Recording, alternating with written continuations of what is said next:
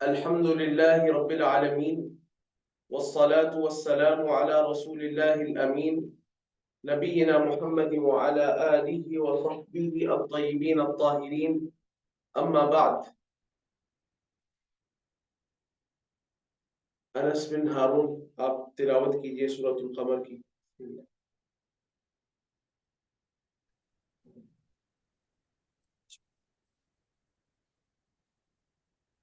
أعوذ بالله من الشيطان الرجيم. بسم الله الرحمن الرحيم. اقتربت الساعة وانشق القمر وإن يروا آية يعرضوا ويقولوا سحر مستمر وكذبوا واتبعوا أهواءهم وكل أمر مستقر ولقد جاءهم من الأنباء ما فيه مزدجر حكمة بالغة فما تغني النذر فتول عنهم يوم يدعو الداع إلى شيء نكر خش عن أبصارهم يخرجون من الأجداث كأنهم جراد منتشر مهطعين إلى الداع يقول الكافرون هذا يوم عسر كذبت قبلهم قوم نوح فكذبوا عبدنا وقالوا مجنون وازدجر فدعا ربه أني مغلوب فانتصر ففتحنا أبواب السماء بماء منهمر وفجرنا الأرض عيونا فالتقى الماء على أمر قد قدر وحملناه على ذات ألواح ودسر تجري بأعيننا جزاء لمن كان كفر ولقد تركناها آية فهل من مدكر فكيف كان عذابي ونذر ولقد يسرنا القرآن للذكر فهل من مدكر. وفیکم جزاک اللہ خیرا. سورۃ القمر. سب سے پہلے اس سورت کا تعارف. اس سورت کے مختلف نام کتاب و سنت سے ثابت ہوتے ہیں. چند ایک نام ہے. اس سورت کو سورۃ القمر کہا گیا ہے. یہی اس سورت کا مشہور نام ہے کیونکہ اس میں انشقاق القمر، قمر کے ٹکڑے ٹکڑے ہونے کا ذکر ہے. دو ٹکڑے ہوا قمر، چاند، اس وجہ سے اس کو سورۃ القمر کہا جاتا ہے. اسی طریقے سے اس کو سورہ اقتربت بھی کہا جاتا ہے. سورہ اقتربت یہ بھی اس کا نام ہے. جیسا کہ اس سورت کی ابتدا میں ہے اقتربت الساعہ، تو اسی سے حکایتاً، اس میں حکائی کے طور پہ حکایتاً اس کا نام ہے سورہ اقتربت. اور اسی طریقے سے اس سے سورہ اقتربت الساعہ بھی کہا گیا ہے. یہ بھی علی سبیل الحکایہ ہے، جیسے کہ حدیث ابی واقد میں ہے صحیح مسلم کے اندر. تو یہ تین نام، ایک سورۃ القمر، ایک سورہ اقتربت، اور ایک سورہ اقتربت الساعہ. اس سورت کے فضائل کے اندر سے یہ ہے کہ سورۃ القمر کی جو قرات ہے عید کی نماز کی دوسری رکعت میں نبی کریم صلی اللہ علیہ وسلم سے ثابت ہے. آپ اسے پڑھا کرتے تھے. ابو عبید اللہ بن عبداللہ عمر بن خطاب رضی اللہ تعالی عنہ سے روایت کرتے ہیں کہ ان سے سوال کیا ابو واقد اللیثی نے کہ ما کان یقرأ به رسول اللہ صلی اللہ علیہ وسلم فی الاضحى والفطر، کہ نبی کریم صلی اللہ علیہ وسلم اضحیٰ اور فطر کی نماز میں، یعنی عید الفطر اور عید الاضحیٰ کی نماز میں آپ صلی اللہ علیہ وسلم کیا قرات کرتے تھے؟ تو انہوں نے فرمایا کہ کان یقرأ فیہما بقاف والقرآن المجید واقتربت الساعة وانشق القمر، آپ عید کی نماز کے اندر یہ دو صورتیں پڑھتے تھے، سورہ قاف اور سورہ قمر۔ تیسری بات یہ ہے کہ بیان المکی والمدنی، یہ سورت مکی ہے یا مدنی ہے؟ تو سورہ قمر مکیہ ہے، مکی سورت ہے، اور یہ بھی کہا گیا کہ مکیۃ الا ثلاث آیات، یہ سورہ مکیہ ہے سوائے 3 آیات کے۔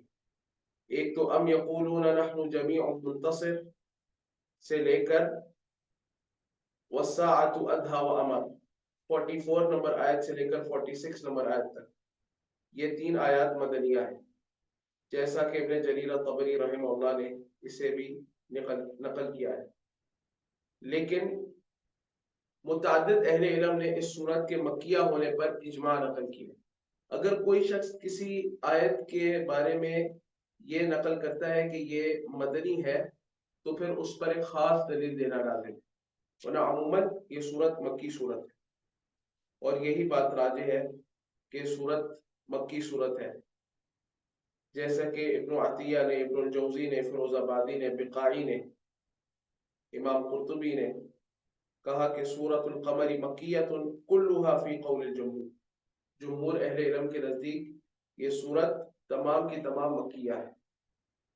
اس سورت کے مقاصد، اس سورت کے بہت سارے مقاصد ہیں۔ قرآن کریم کی صورتوں کے ہم یہ نہیں کہہ سکتے کہ صرف ایک مقصد ہے اس سورت، یہی اس سورت کا موضوع ہے، محور ہے کلی، لیکن ایک مقصد ہوتا ہے جس کو آپ کہہ سکتے ہیں کہ مقصد الاعظم، بڑا مقصد۔ تو اس سورت کو اگر آپ پڑھیں، بار بار اس کا تکرار کریں، تو وہ پتہ چلتا ہے کہ التذکیر بالآیات والنذر وبیان مصیر المکذبین بہا، کہ اس سورت کے اندر اللہ سبحانہ و تعالیٰ نے اپنی آیات اور اپنے ڈراووں کے ذریعے سے اللہ سبحانہ و تعالیٰ نے تذکیر کیا، وعظ کیا ہے، اور اللہ سبحانہ و تعالیٰ کی آیات اور اللہ تعالیٰ نے جن چیزوں سے ڈرایا ہے، جو ان کو جھٹلاتے ہیں ان کا کیا انجام ہوتا ہے، اسے بھی بیان کیا ہے۔ اور اس صورت میں اسی وجہ سے تکرارن یہ آیت آئی ہے وَلَقَدْ يَسَّرْنَا الْقُرْآنَ لِلذِّكْرِ فَهَلْ مِن مُدَّكِرٍ، نصیحت کرنا، وعظ کرنا، عبرت دلانا، یہ سورت کے مقاصد میں سے۔ اب اس سورت کی تفسیر شروع کرتے ہیں۔ پہلی آیت میں اللہ سبحانہ و تعالیٰ نے فرمایا اقتربت الساعة وانشق القمر، اقتربت الساعة، پہلے ہم ترجمہ کریں گے پھر ہم تفسیر بیان کریں گے۔ اقتربت الساعة، بہت قریب آ گئی ہے، الساعة، ساعت یہ قیامت کے ناموں میں سے ایک نام ہے، بہت قریب آ گئی ہے قیامت کی گھڑی، قیامت بہت قریب آ گئی ہے۔ وانشق القمر، اور پھٹ گیا ہے، وانشق، اور پھٹ گیا ہے، القمر، چاند۔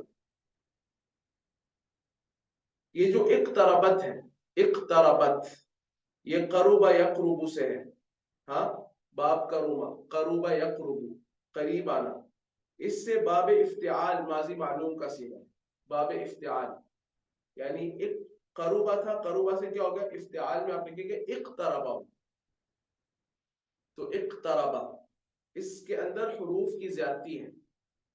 عربی کا ایک قاعدہ ہے کہ زیادت المبنى تدل على زیادت المعنی، الفاظ کی زیادتی وہ معنی کی زیادتی پر دلالت کرتی ہے۔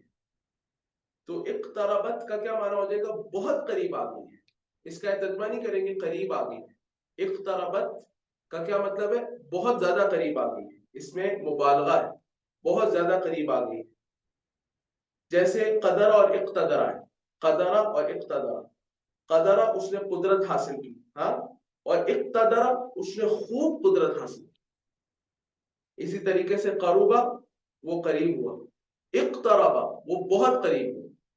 تو یہاں پہ اقتربت الساعۃ، قیامت بہت قریب آ گئی. سبحان اللہ. الساعہ سے مراد القیامہ ہے. اور پھر فرمایا وانشق القمر، اور جو قمر ہے وہ دو حصوں میں منقسم ہے. انشقہ کا کیا معنی ہے؟ انفلق فلقتین. قمر جو ہے وہ دو حصوں میں جدا ہو گئے.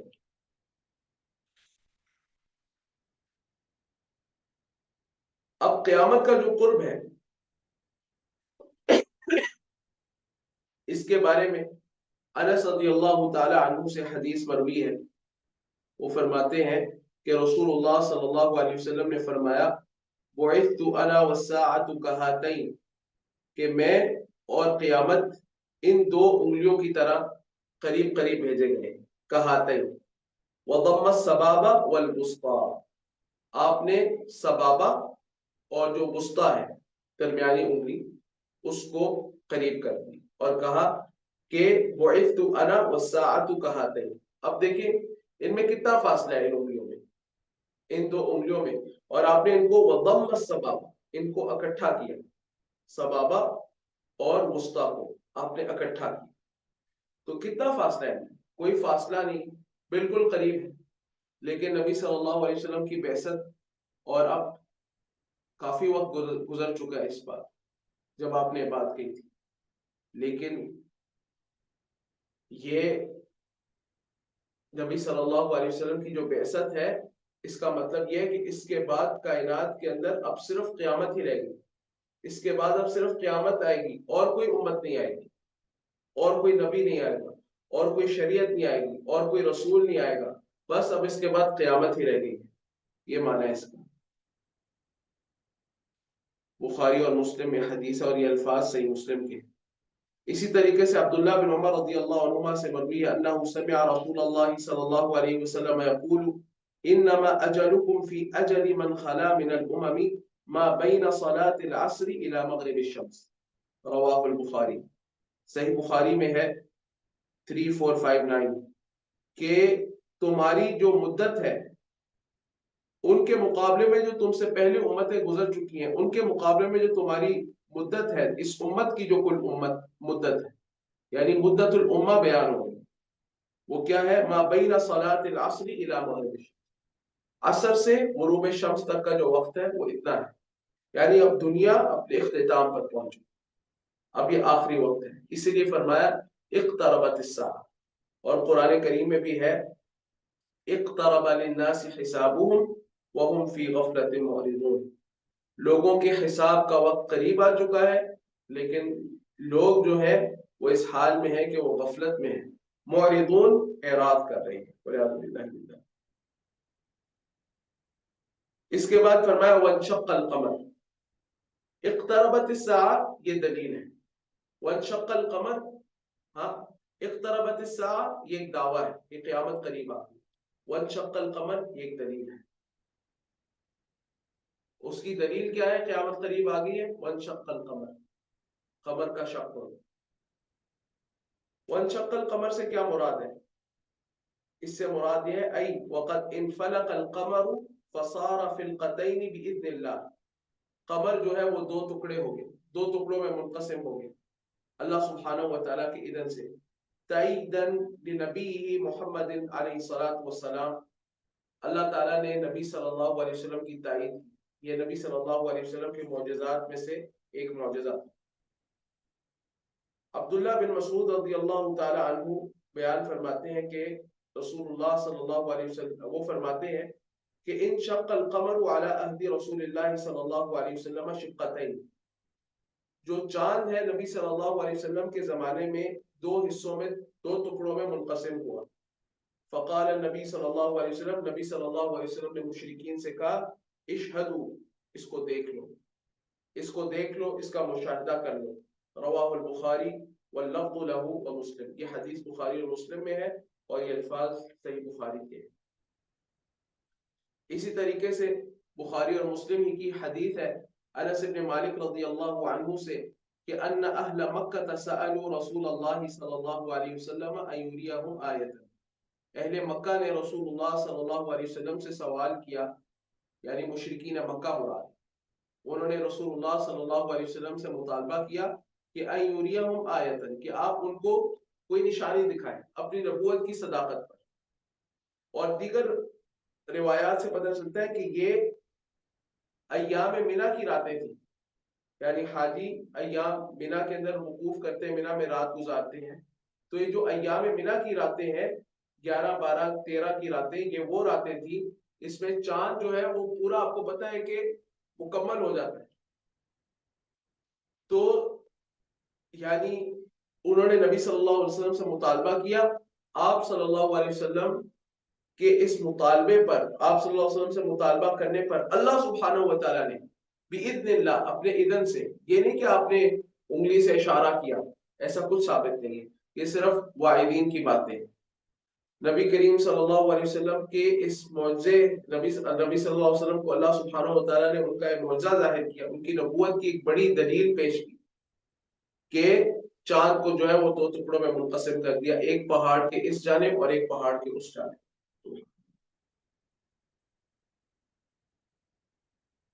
ان اہل مکہ سألوا رسول اللہ صلی اللہ علیہ وسلم، کہ اہل مکہ نے رسول اللہ صلی اللہ علیہ وسلم سے سوال کیا کہ ان یریہم آیۃ فاراہم القمر شقتین، تو نبی کریم صلی اللہ علیہ وسلم نے ان کو دکھایا چاند کو کہ چاند 2 ٹکڑوں میں منقسم ہو گیا ہے، حتی رأوا حراء بینہما، یہاں تک کہ انہوں نے چاند کے 2 ٹکڑوں کے درمیان واضح طور پر جبل حرا کو دیکھا، جبل حرا کو دیکھا، سبحان اللہ، یعنی پہاڑ کے ایک اس کنارے پہ، ایک طرف اور ایک دوسری طرف، سبحان اللہ۔ اس آیت کے اندر اقتربت الساعۃ وانشق القمر کے اندر جو اہم بات ہے میرے اور آپ کے لیے وہ یہ ہے کہ یہ خبر تو ہے کہ قیامت قریب آ گئی ہے، اور قیامت کے قرب کی ایک بڑی نشانی، نبی صلی اللہ علیہ وسلم کی صداقت کی ایک بڑی نشانی، آپ کا ایک معجزہ وہ انشقاق القمر ہے، وہ بھی پورا ہو گیا ہے۔ اس میں ہمارے لیے پیغام ہے، اس خبر میں ہمارے لیے ایک امر ہے، اس خبر میں ہمارے لیے ایک امر ہے، وہ کیا ہے؟ امر لهم بالاستعداد لاحوال القیامت قبل ہجومها علیہم، قیامت ہمارے پر ہجوم کر لے، یکدم ہم پر آ جائے، اس سے پہلے ہم اس کے لیے تیاری کریں، استعداد کریں۔ استعداد کا معنی ہوتا ہے اس کے لیے اپنے آپ کو تیار کر لیں، اعمال صالحہ، ایمان اور عمل صالح کے ساتھ۔ قیامت کی ہولناکیاں اچانک آ جائیں گی، اس لیے کہ من مات فقط قامت قیامت، جس کو موت آ گئی بس اس کی قیامت قائم ہو گئی۔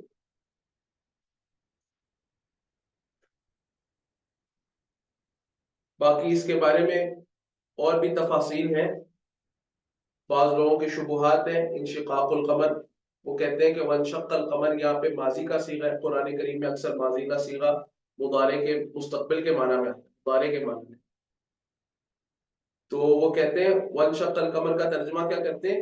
اور انشقاق قمر ہوگا، جب قیامت آئے گی تب انشقاق قمر، ابھی نہیں ہوا، اس معجزے کا انکار کرنے کے لیے بات کرتے ہیں۔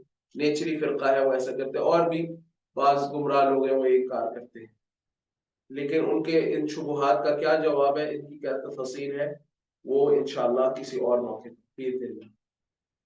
اس کے بعد اللہ سبحانہ و تعالیٰ نے فرمایا، ہاں آپ لوگ دیکھنا چاہیں تو اقبال کیلانی صاحب کی اردو میں جو تفسیر ہے اس کے اندر انہوں نے ان شبہات کا جواب دیا ہے، وہاں سے دیکھ سکتے ہیں انشاءاللہ۔ وَإِن يَرَوْا آيَةً يُعْرِضُوا وَيَقُولُوا سِحْرٌ مُسْتَمِرٌ، اللہ تعالیٰ نے اس کے بعد فرمایا وَإِن يَرَوْا آيَةً، وَإِن يَرَوْا، اور اگر یرو وہ دیکھتے ہیں، آیتن کوئی نشانی، کوئی معجزہ، کوئی دلیل نبی صلی اللہ علیہ وسلم کی صداقت پر، اس قرآن کی صداقت پر، یعرضو، تو وہ مشرکین کیا کرتے ہیں؟ اعراض کرتے ہیں، وہ مشرکین اعراض کرتے ہیں۔ یہ مشرکین کا سب سے بڑا وصف، اگر کوئی شریعت سے اعراض کر رہا ہے یہ مشرکین سے شباہت ہے۔ وَإِن يَرَوْا آيَةً يُعْرِضُوا، اور اگر وہ دیکھتے ہیں کوئی دلیل نبی صلی اللہ علیہ وسلم کی صداقت پر، قرآن کی سچائی پر، یعرضو تو وہ مشرکین اعراض کرتے ہیں، ویقولو اور وہ کہتے ہیں انکار کرتے ہوئے، منکرین اس حال میں کہ وہ منکر ہوتے ہیں، وہ کہتے ہیں سحر مستمر، یہ سحر ہے مستمر گزر جانے والا۔ مستمر کے معنی میں آگے تفصیل ہے، وہ میں آپ کو بیان کرتا ہوں، لیکن ابھی ترجمہ کر لیں۔ یقولو وہ کہتے ہیں سحر مستمر، یہ سحر ہے، یہ جادو ہے، مستمر جو جاری رہنے والا، یا مستمر کا معنی ہے چلے جانے والا، ظاہر کے معنی میں گزر جانے والا۔ مشرکین یہ کیوں کہتے تھے؟ اس لیے کہتے تھے وہ سمجھتے تھے کہ یہ نبی صلی اللہ علیہ وسلم، یعنی جھٹلانا ہے نا ایک چیز کو، تکذیب کرنی ہے تو کچھ نہ کچھ تو کہنا پڑے گا، تو کہتے تھے سحر، یہ جادو ہے۔ تو یہ یعنی آپ صلی اللہ علیہ وسلم نے شق قمر دکھا دی باذن اللہ، اللہ تعالیٰ کی تائید سے شق قمر کا واقعہ ہو گیا، جو کہ آپ کی نبوت کی واضح دلیل تھی، لیکن پھر بھی مشرکین نے نہیں مانا اور کہا کہ جادو ہے، یعنی پہلے اس کا جادو زمین میں چلتا تھا، اب اس کا جادو بہت ترقی کر گیا، آسمان میں بھی چلنے لگے، والعیاذ باللہ من ذلک۔ وَإِن يَرَوْا آیَةً يُعْرِضُوا، اور اگر ان مشرکین کو کوئی نشانی دکھائی جاتی ہے، وَإِن يَرَى مُشْرِكُو قُرَيْشٍ عَلَامَةً بَاهِرَةً تَدُلُّهُمْ عَلَى صِدْقِ نَبُوَّةِ مُحَمَّدٍ صلی اللہ علیہ وسلم، یہ اس آیت کا معنی تفسیر بیان ہے۔ وَإِن يَرَى مُشْرِكُو قُرَيْشٍ، اگر مشرکین قریش دیکھتے ہیں، علامتاً باہرتاً، آیتاً کا کیا معنی ہے؟ علامتاً باہرتاً، ایک واضح علامت، تدلهم على صدق نبوت محمد صلی اللہ علیہ وسلم، جو نبی صلی اللہ علیہ وسلم کی نبوت کی صداقت پر دلالت کاری ہوتی ہے۔ یعرض عن الایمان بها، تو اس آیت پر ایمان لانے سے اور اس کے ذریعے سے شریعت اسلامی کو قبول کرنے کے بجائے وہ کیا کرتے ہیں؟ اعراض۔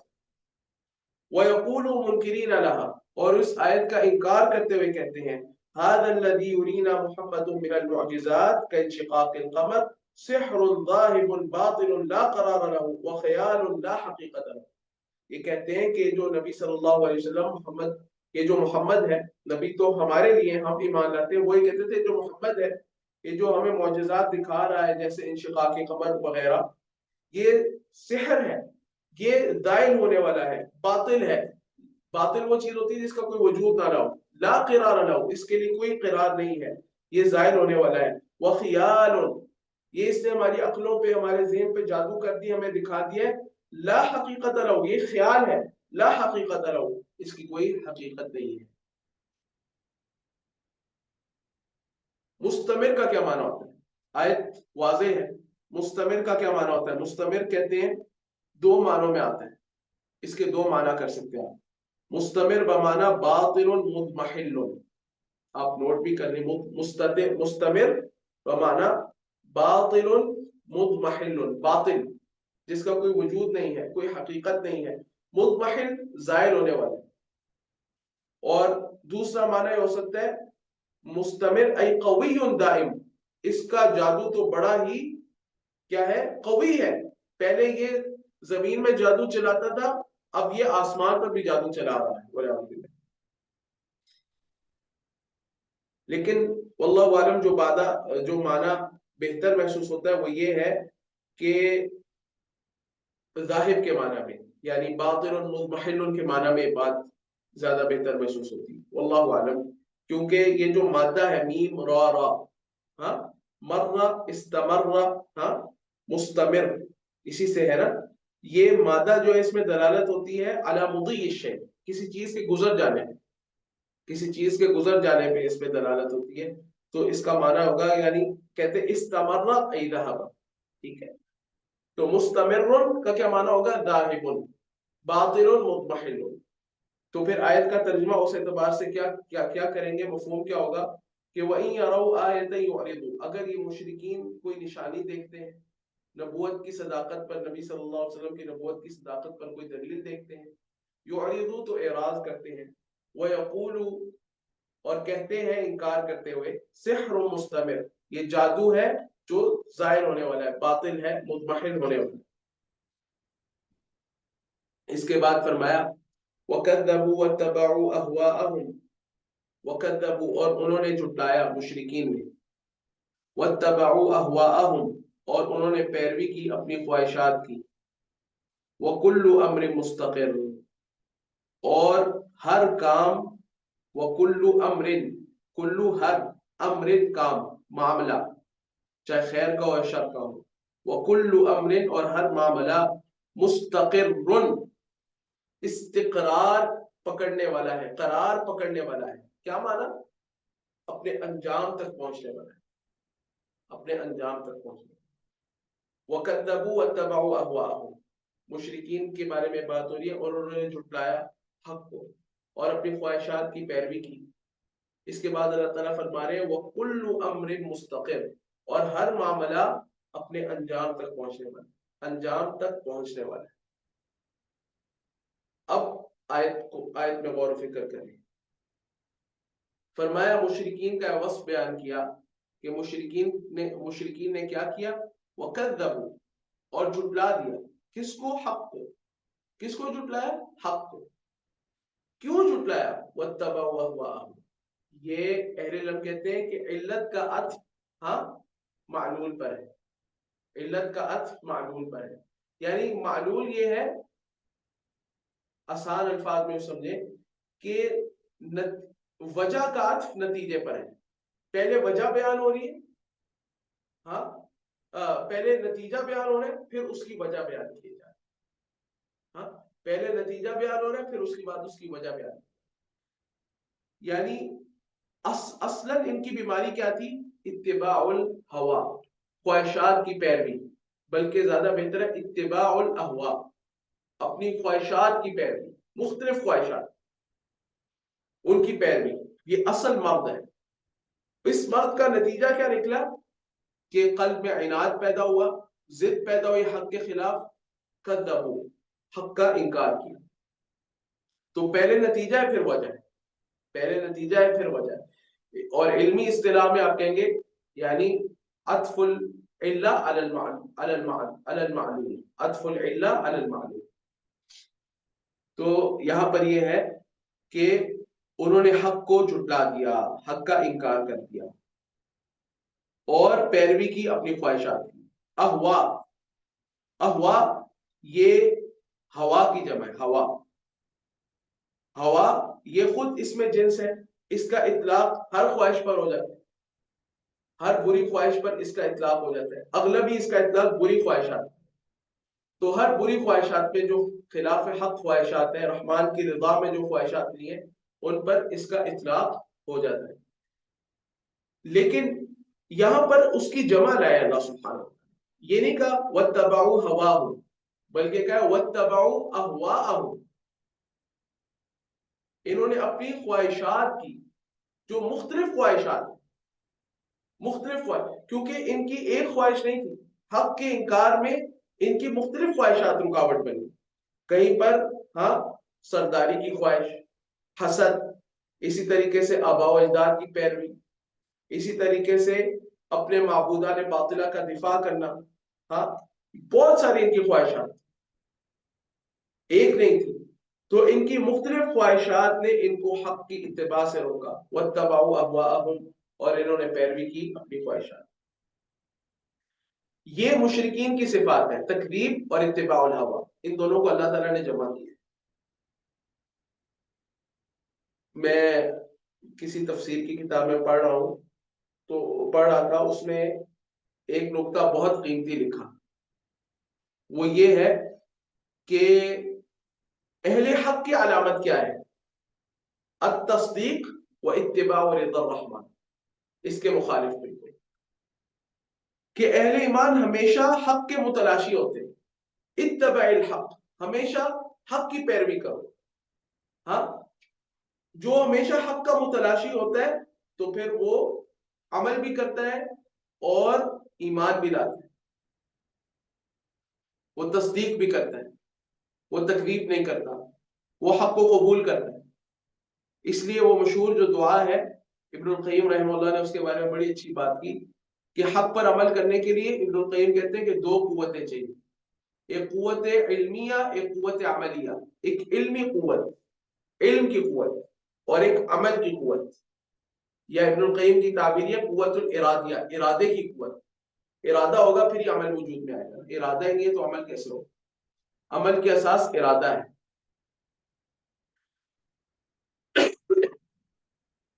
تو اب دیکھیے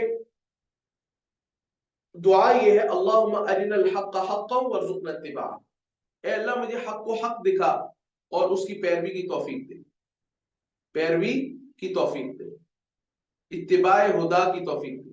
وارنا الباطل باطلا وارزقنا اجتنابہ، اور اللہ باطل کو باطل دکھا اور اس سے اجتناب کی توفیق. تو ایک قوت علمی ہے حق کو حق دیکھنا، باطل کو باطل دیکھنا، یہ قوت علمی ہے. اور ایک قوت عملی یا قوت ارادی ہے، پھر حق پر عمل کرنا، باطل سے اجتناب کرنا. تو یہ اہل ایمان کے اندر یہ صفت ہوتی ہے. وَكُلُّ أَمْرٍ مُسْتَقِرٍ، اس کے بعد اللہ تعالیٰ نے فرمایا وَكُلُّ أَمْرٍ، اور ہر معاملہ، وَكُلُّ أَمْرٍ، اور ہر معاملہ، یعنی امر من الخیر او الشر، چاہے وہ خیر کا معاملہ ہو یا برائی کا شر کا معاملہ ہو. ہاں، مستقر کا کیا معنی؟ واقع بأہلہ یوم القیامہ، قیامت والے دن اپنے اصحاب کو، اپنے اصحاب کے لیے واقع ہو کر رہے گا. واقع بأہلہ یوم القیامہ کیا مطلب؟ یعنی اصحاب الخیر کو خیر ملے گی، خیر کا انجام خیر ہوگا، اور شر کا انجام، یہ جو تکذیب کر رہے ہیں خواہشات کی پیروی کریں، اس کا انجام بھی شر ہوگا، اور وہ کیا ہے؟ جہنم والعیاذ باللہ من ذلک. یا یہ معنی وَكُلُّ أَمْرٍ مُسْتَقِرٍ أي مُنْتَهٍ إِلَى غَايَةٍ يَسْتَقِرُّ عَلَيْهَا، کہ ہر معاملہ ایک انتہا کو پہنچے گا پھر اس کے بعد وہاں پر قرار پکڑ لے گا. یعنی ہر معاملہ یہ ان کا شر بڑھتا جائے گا، بڑھتا جائے گا، بڑھتا جائے گا، اور یہاں تک کہ اپنے انتہا کو پہنچے گا، ان کی موت آ جائے گی، پھر قرار پکڑ لے گا، پھر یہ جہنم میں چلے گا والعیاذ باللہ. اسی طرح خیر کا معاملہ اہل ایمان کا بڑھتا رہے گا، بڑھتا رہے گا، بڑھتا رہے گا، ان کے ایمان اور یقین میں اضافہ ہوگا، یہاں تک کہ وہ اپنے انتہا کو پہنچے گا، ان کی موت آئے گی خیر پر، اور پھر وہ جنت میں چلے جائیں گے. وَكُلُّ أَمْرٍ مُسْتَقِرٍ.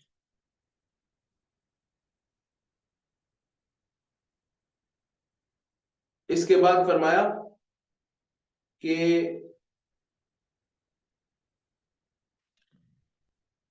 اور بھی اس میں تفاصیل ہیں، ان کو بھی ہم ترک کرتے ہیں، اگلی آیت پر چلتے ہیں.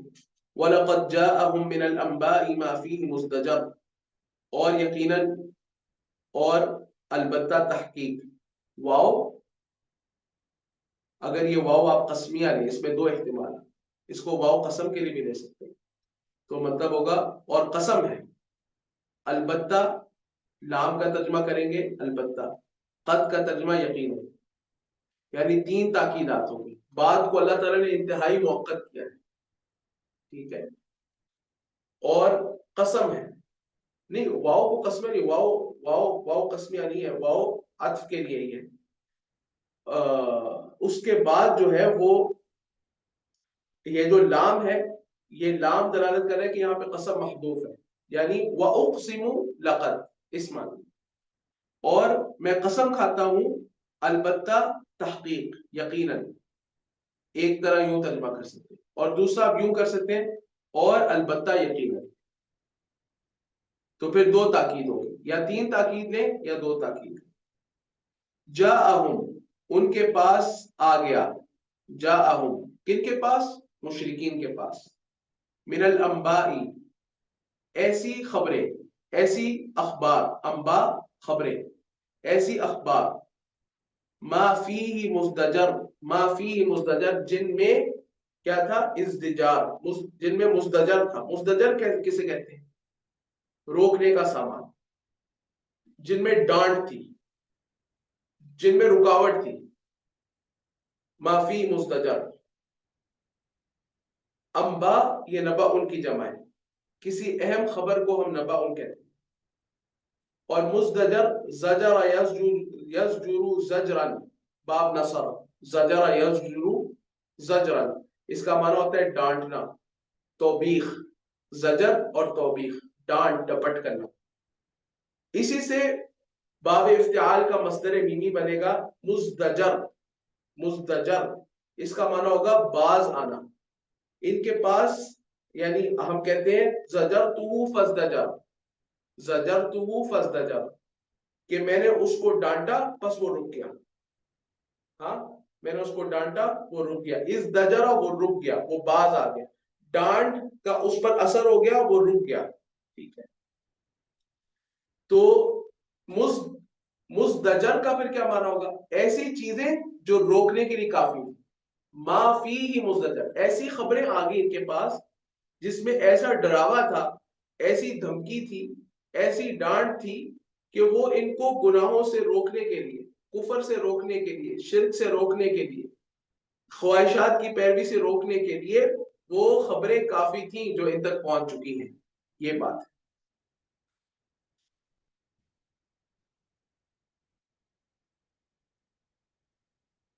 یہاں پر اخبار سے کون سی خبریں مراد ہیں؟ انباء سے کون سی خبریں مراد ہیں؟ اس سے مراد ہے ان امتوں کی خبریں جنہوں نے اپنے رسولوں کی تکذیب کی. تو قرآن کریم نے قوم عاد، قوم ثمود، قوم نوح، ہاں، ان کے قصے بیان نہیں کیے، ان کے واقعات نہیں بیان کیے. یہ وہ خبریں مراد ہیں کہ کیسے انہوں نے اپنے رسولوں کی تکذیب کی، پھر اللہ سبحانہ و تعالیٰ نے ان کو ہلاک، اللہ تعالیٰ نے ان کو ہلاک کر دیا. والعیاذ باللہ. ان کے بارے میں فرمایا کہ حکمت بالغۃ، یعنی ہوا حکمت بالغۃ، یہ جو قصے ہیں، یہ جو واقعات ہیں، انبیاء علیہ السلام کی خبریں ہیں جن میں ڈانٹ ہے، وہ ایک ڈانٹ کا کام کرتے ہیں کہ وہ روک دیتے ہیں، وہ روکنے کے لیے کافی ہیں خواہشات نفس سے، اور اسی طریقے سے تکذیب حق سے، کہ دیکھو ان کا کیا انجام ہوا. وہ جو قصے ہیں وہ ڈانٹ ہیں، وہ جو قصے ہیں، وہ جو واقعات ہیں، وہ جو خبریں ہیں، ہاں، حکمت بالغۃ، وہ کامل دانائی کی باتیں ہیں. حکمت دانائی کی بات، بالغۃ ای تامۃ، کامل. حکمت بالغۃ، وہ جو خبریں ان تک پہنچی تھیں وہ حکمت بالغۃ تھی. سبحان اللہ. فما تغنی النذر، پس نہیں کوئی فائدہ دیا ان کو النذر، ڈرانے والی چیزوں میں. نذر یہ نذیر ان کی جمع ہے، نذیر ڈرانے والی، نذر ڈرانے والی چیزیں. یہ جو ڈرانے والی خبریں ان تک پہنچی، ایسے پیغامات، ایسی اخبار ان تک پہنچی کہ جن سے ان کو ڈر جانا چاہیے تھا، اللہ تعالیٰ کی اطاعت میں آ جانا چاہیے تھا، ایمان لے آنا چاہیے تھا. فما تغنی النذر، بس انہوں نے ان کو کوئی فائدہ نہیں.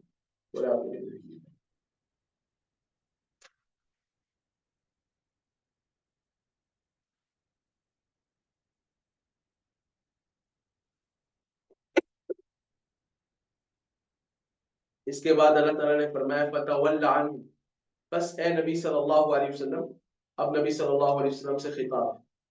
فتول عنہ، بس آپ اعراض کریں ان سے. تولا آپ منہ پھیر لیں، بس آپ منہ پھیر لیں. عنہم ان سے، ان مشرکین سے. یوم یدعو الداعی الی شیء نکر، جس دن، یوم دن، یدعو الداعی پکارے گا ان کو، ان مشرکین کو، الداعی پکارنے والا، الی شیء، الی کی طرف، شیء ایک ایسی چیز، نکر جو ناگوار ہے. ہاں، نکر جو غیر معروف ہے، ناگوار ہے، پسندیدہ نہیں ہے. ہاں، ناگوار چیز کی طرف بلائے گا.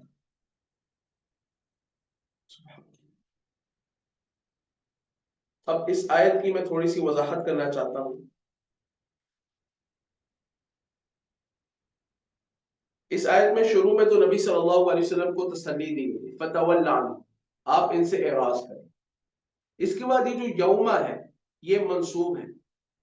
اس کے بارے میں متعدد اقوال ہیں، مفسرین نے بہت سارے اقوال جمع کیے ہیں، لیکن واللہ عالم جو ایک بات مضبوط لگتی ہے وہ یہ ہے کہ یہ منصوب بنزع الخافض ہے. یعنی اس سے پہلے آسان الفاظ میں اس سے پہلے الہ موجود ہے. ٹھیک ہے، اس الہ کو محذوف کر دیا گیا ہے، اس کی وجہ سے یوما جو ہے وہ کیا ہے؟ منصوب ہے. ایک توجیہ جو بہتر توجیہ ہوئی ہے، یعنی فتول عنہم الى یوم یدعو الداعی الى شیء، آپ ان سے اعراض کرتے رہیے اس دن تک اس دن تک جس دن پکارنے والا پکارے گا ان کو ایک ایسی چیز کی طرف جو انتہائی ناگوار ہے، ایک ایسی چیز کی طرف ان کو پکارے گا جو انتہائی ناگوار ہے۔ ایک تو یہ بات، اور دوسرا معنی کیا ہو سکتا ہے کہ فتول عنہ، آپ ان سے اعراض کریں۔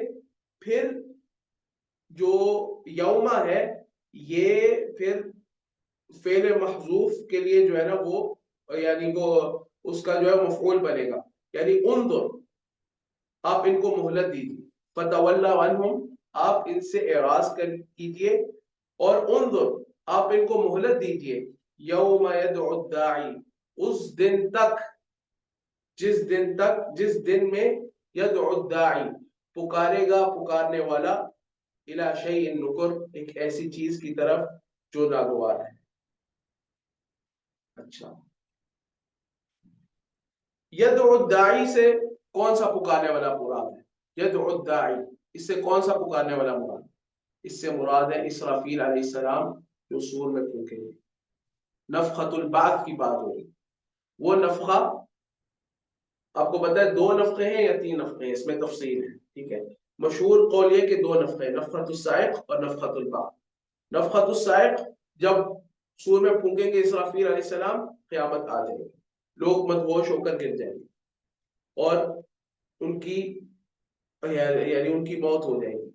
اس کے بعد ہے نفخۃ البعث۔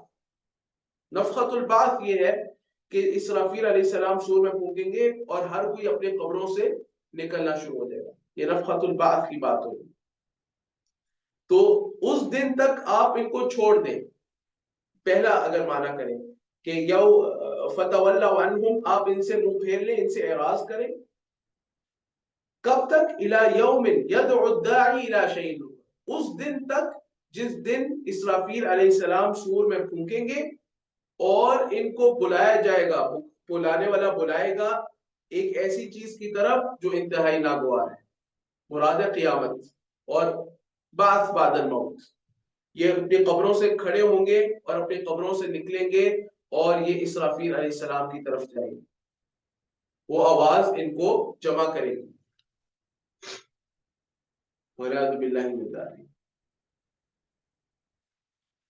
اس کے بعد فرمایا جیسے یہ آیت اس طرح کی سورہ قاف میں بھی ہے، وَاسْتَمِعْ يَوْمَ يُنَادِ الْمُنَادِ مِن مَكَانٍ قَرِيبٍ يَوْمَ يَسْمَعُونَ الصَّيْحَةَ بِالْحَقِّ ذَلِكَ يَوْمُ الْخُرُوجِ۔ اس کی تفسیر میں آپ کو پہلے بتا چکا۔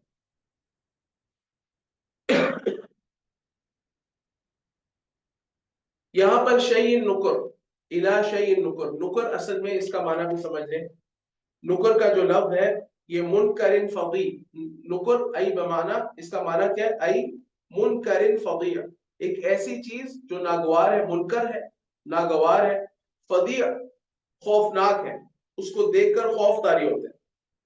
اور یہ جو اصل مادہ ہے نون کاف را، یہ جو مادہ ہے یہ یدل علی خلاف المعرفہ، ایک معروف اچھی چیز کے برخلاف چیزوں پہ استعمال ہوتے ہیں، یا ناگوار چیز، بری چیزوں پہ استعمال ہوتے ہیں، اس لیے گناہ کو منکر کہا جاتا ہے، حرام امور کو جو بالاتفاق حرام امور ہے ان کو کیا کہا جاتا ہے؟ منکرات۔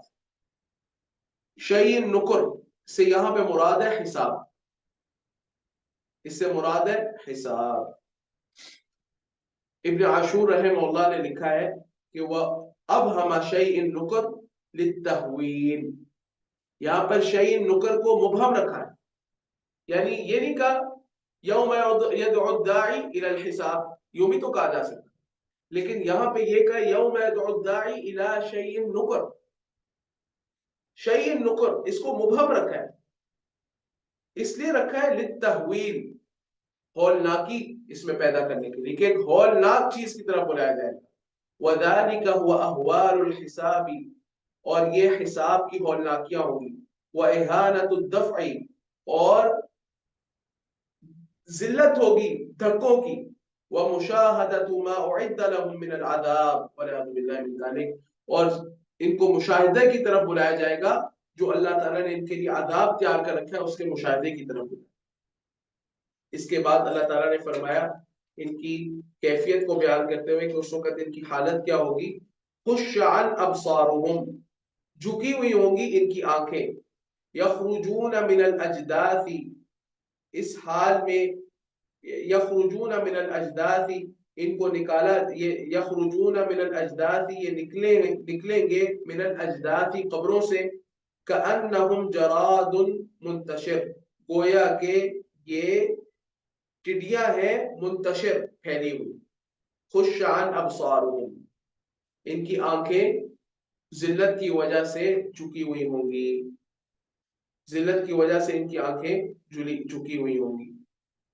اور ابن تیمیہ رحمہ اللہ نے مجموع الفتاوی میں بات لکھی ہے کہ جو خشوع ہے، یہاں پہ دیکھیں خشعن ابصار، ان کی آنکھیں جھکی ہوئی ہوں، تو جو خشوع ہے اس کی اصل کیا ہے؟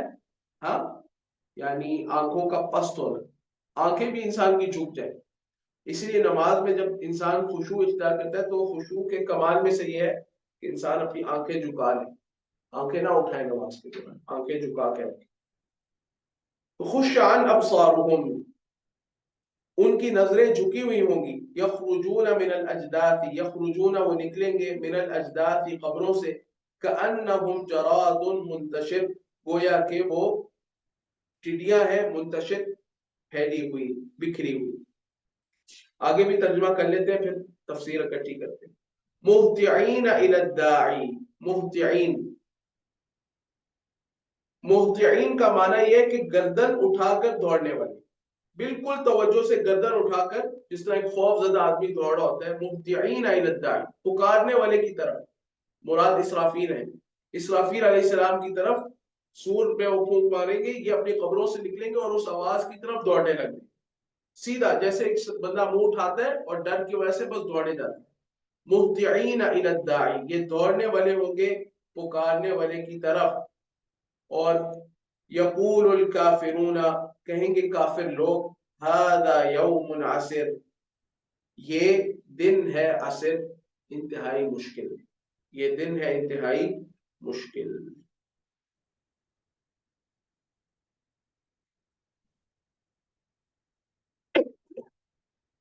یہاں پہ اللہ سبحانہ و تعالیٰ نے فرمایا کہ خشعن ای ذلیلۃ خاضعۃ، ذلیل ہوئی ہوں گی، نیچے جھکی ہوئی ہوں گی ان کی آنکھیں. خشعن ابصارهم، خشعن یہاں پر منصوب کیوں ہے؟ خشعن ابصار، یہ منصوب اس لیے کیونکہ حال ہے. یخرجون میں جو فاعل کی ضمیر ہے اس سے حال ہے، یعنی کہ پوری آیت اگر آپ اپنے سامنے رکھیں تو ترجمہ یہ ہوگا کہ، یعنی اگر آپ اس کو سمجھ لیں، گرامر پڑھانا میرا مقصد نہیں ہے، صرف معنی سمجھانا مقصد ہے. وہ یہ ہے کہ یخرجون من الاجداث، یہ اپنی قبروں سے نکلیں گے، قبروں سے جب یہ نکلیں گے باہر تو خشعن ابصارهم، یہ آنکھیں اوپر نہیں کر سکیں گے، ان کا منہ اوپر ہوگا، آنکھیں نیچی ہوں گی، اور یہ اسرافیل علیہ السلام کی طرف دوڑ رہے ہوں گے. والعیاذ باللہ.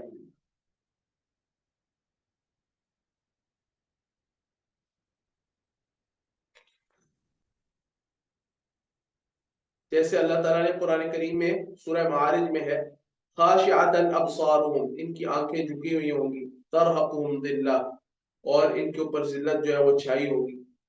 اسی طرح سورہ نازعات میں ہے، قلوب یومئذ واجفہ ابصارها خاشعہ، آنکھیں جھکی ہوئی. اور اجداث یہ جدثن کی جمع ہے، جدث، جدث قبر کو کہتے ہیں. یخرجون من الاجداث ای من القبور، قبروں سے. پھر یہ کہا کہ قبروں سے نکلیں گے، کأنہم، اس حال میں کہ گویا کہ یہ جو کأنہم ہے یہ بھی حال ہے. یخرجون میں جو فعل کی ضمیر ہے، اس جو فاعل کی ضمیر ہے اس سے یہ بھی حال ہے. یعنی اس کا کیا ترجمہ ہوگا؟ یہ قبروں سے نکلیں گے اس حال میں کہ گویا کہ کأنہم جراد منتشر، گویا کہ ٹڈیاں ہیں منتشر، بکھری ہوئی. جراد یہ اس میں جمع ہے، اس کا واحد آتا ہے جرادتن، ٹڈیاں. ٹڈیاں جب یہ نکلتی ہیں بے شمار تعداد میں نکلتی ہیں اور زمین میں ہر طرف پھیل جاتی ہیں، منتشر، پھیلی ہوئی.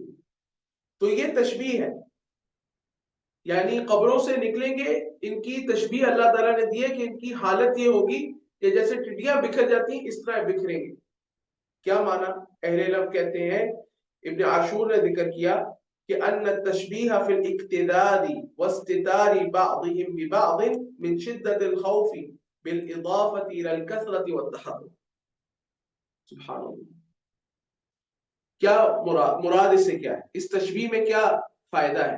فائدہ یہ ہے، یعنی جو سمجھنے کی بات ہے وہ یہ ہے کہ قیامت والے دن جب یہ اپنی قبروں سے نکلیں گے، اتنی کثیر تعداد ہوگی خلق جو نکلے گی، جیسے کہ گویا کے میدان بھر گیا ہے، بھرا ہوا ہوگا جگہ، اور ایک دوسرے کے لیے گویا کہ یہ ایک دوسرے کو ڈھانپ رہے ہوں گے، ایک دوسرے کے اوپر ہوں گے، ایک دوسرے کے اوپر گھس رہے ہوں گے، گویا کہ ایک دوسرے کو پردے میں کر رہے ہیں، اس طرح کی خوف کی شدت کی وجہ سے۔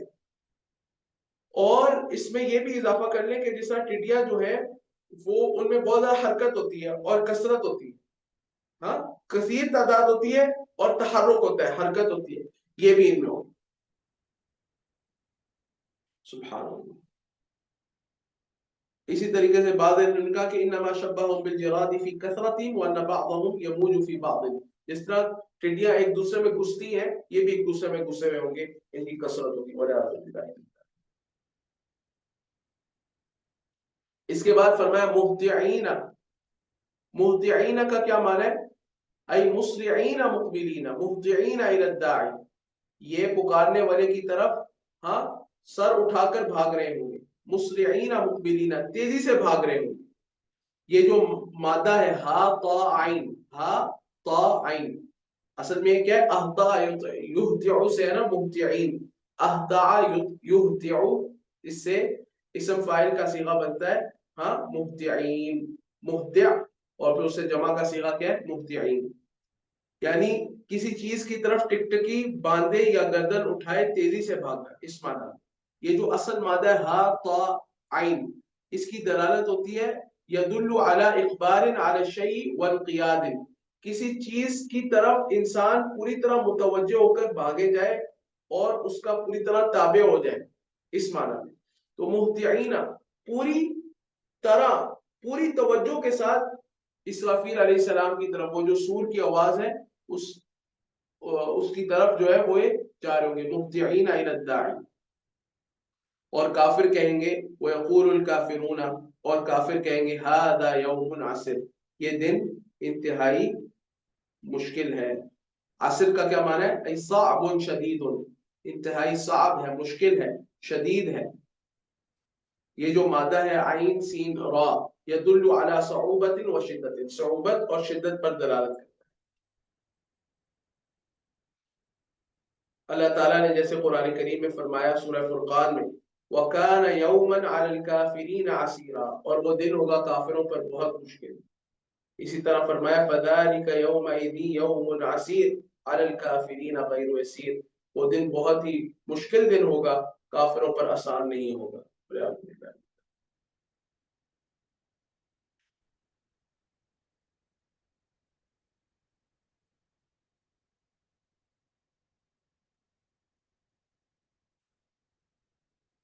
ابن عاشور رحمہ اللہ وہ کہتے ہیں کہ اللہ سبحانہ وتعالیٰ نے ان آیات میں جو 3 آیات ہیں فَتَوَلَّ عَنْهُمْ يَوْمَ يَدْعُ الدَّاعِي إِلَىٰ شَيْءٍ نُكُرٍ، اور اسی طریقے سے خُشَّ عَنْ أَبْصَارُهُمْ يَخْرُجُونَ مِنَ الْأَجْدَاثِ كَأَنَّهُمْ جَرَادٌ مُنْتَشِرٌ، اور تیسری آیت مُهْطِعِينَ إِلَى الدَّاعِي يَقُولُ الْكَافِرُونَ هَذَا يَوْمٌ عَسِرٌ۔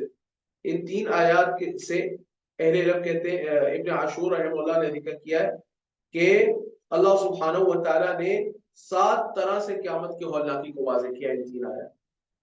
ایک تو ہے کہ یدعو الداعی، پکارنے والا پکارے گا ان کو، یدعو الداعی میں پہلی ہولناکی ہے، وہ یہ کہ اسرافیل علیہ السلام کا بلانا، یہ جو پکار ہے یہ بذات خود بہت ہولناک، جو سور میں پھونکنا ہے ان کا، یہ جو نفخۃ البعث ہے، یہ بذات خود اس کے اندر بڑی ہولناکی اور شدت ہے، اس کا بیان نہیں کیا جا سکتا۔ پھر الا شیئن، اس میں جو شیئن ہے اس پہ تنوین جو ہے نا یہ برائے تعظیم ہے، یعنی ایک عظیم خطرناک چیز کی طرف بلایا۔ الا شیئن نکر، ایک ایسی بڑی خطرناکی کی طرف بلایا جائے گا جو ان کو بہت ناگوار ہے. اور اسی طریقے سے اس میں جو ابہام ہے اس سے بھی وہ اللہ کی واضح ہوتی ہے، وہ بھی میں آپ کو بتا چکا. اور چوتھی چیز خشعان ابصارہم، خشعان ابصارہم، ان کی آنکھیں جھکی ہوں گی. کیوں جھکی ہوں گی؟ اس دن کی ہولناکی کی وجہ سے. نمبر 5 یخرجون من الاجداث کانہم جراد منتشر، جراد منتشر کے ساتھ، بکھری ہوئی ٹڈیوں کے ساتھ ان کی تشبیہ دینا، اس سے اس دن کی ہولناکی واضح ہوتی ہے. نمبر 6 مہطعین الی الداع، گردن، ہاں یعنی پورے مسرعین مقبلین الی الداع، تیزی سے جا رہے ہوں گے سیدھے ہاں پکارنے والے کی طرف. یہ جو کیفیت ہے اس سے اس دن کی ہولناکی ظاہر ہے. اور کافر کا کہنا ھذا یوم عسر، کافر کا بالآخر یہ کہہ دینا کہ یہ دن انتہائی مشکل ہے، یہ بڑا مشکل دن ہے، اس سے بھی اس کی ہولناکی شروع واضح ہوتی ہے. اس سے پتہ چلتا ہے کہ کافر یہ کہے گا کہ یہ دن بہت مشکل ہے، تو اہل ایمان کے لیے اللہ سبحانہ و تعالیٰ اپنے فضل خاص سے اس دن کو آسان بنا دیں گے، اس دن کو آسان بنا دیں گے. اللہ سبحانہ و تعالیٰ سے دعا ہے اللہ تعالیٰ ہمارے لیے بھی اس دن کو آسان بنا دے. میں نے ارادہ تو کیا تھا کہ انشاءاللہ ہم کچھ تھوڑا زیادہ پڑھیں، لیکن یہ کہ میں چاہ رہا ہوں کہ آپ کو آرام سے پڑھاؤں اور قرآن کریم کی آیات میں جو عبرت ہے، جو نصیحت ہے، اس کو حاصل کریں ہم، اور صحیح معنی اور مفہوم تک ہم پہنچے باذن اللہ تعالی، اور صحیح طرح سمجھنے کی کوشش کریں. اسی پر اکتفا کرتے ہیں انشاءاللہ. وباللہ تعالی التوفیق، وصلی اللہ وسلم علی نبینا محمد وعلى آلہ وصحبہ اجمعین.